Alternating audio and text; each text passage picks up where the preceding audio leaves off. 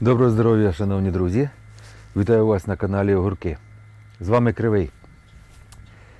Не так давно до нас приїздили друзі з Норвегії і показали одну дуже цікаву річ.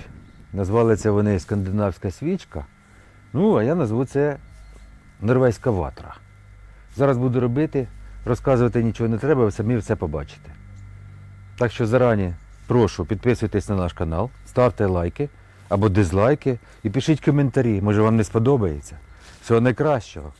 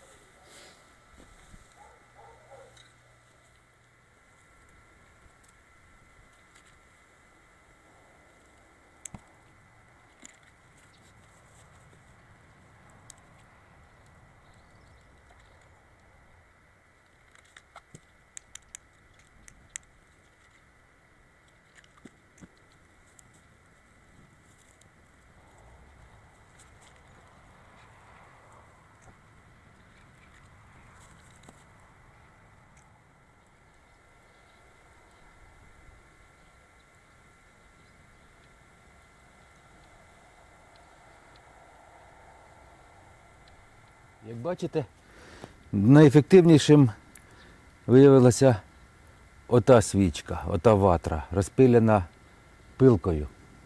Рубана сокирою, вона горить, є вогонь, мабуть, вона буде горіти довго і все інше. А ця, мабуть, якесь недопрацювання з мого боку, тому що вона ніяк не хоче розгоратися, просверлена пером по дереву. У всякому разі буду старатися. Ці дві працюють нормально. Можна взяти з собою, напиляти вдома отаких невеличких колодок, підготувати, взяти з собою в ліс, наприклад, або десь на природу, сидіти біля готової ватри. Не треба ніяких дров, не треба нічого. Тут, я думаю, можна навіть зготувати, гаряче, зготувати якусь їжу. Бачите, вода закипає. 3 шурупи вкрутив і все. Так що отак, річ цікава, в принципі, я думаю. Як ви думаєте? Пишіть в коментарях.